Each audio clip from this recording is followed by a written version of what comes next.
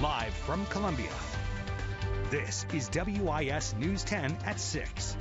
Live, local, now. Well, it is officially back to school season, and Americans could spend record dollars on back to school shopping this year. But South Carolinians can save some money on what they buy with the state's tax-free weekend coming up. State House reporter Mary Green has the details. South Carolina's tax-free weekend runs from this upcoming Friday through Sunday. And during that time, certain items are exempt from the state's 6% sales tax, as well as local sales taxes.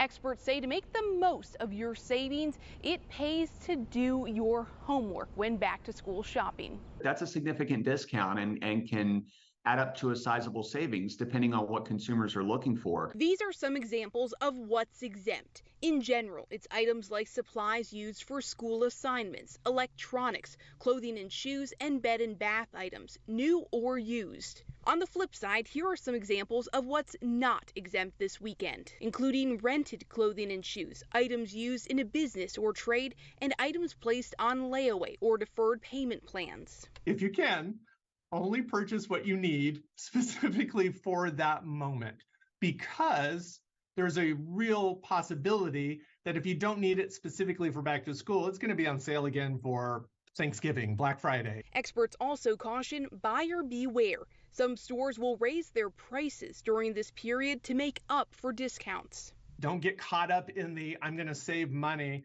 and buy a bunch of impulse items. Don't do that, because then you've just erased all your savings. The cost of school supplies has gone up nearly 25% in the last 2 years, according to the Consumer Price Index. And the outlook is mixed on how this could affect American spending this year.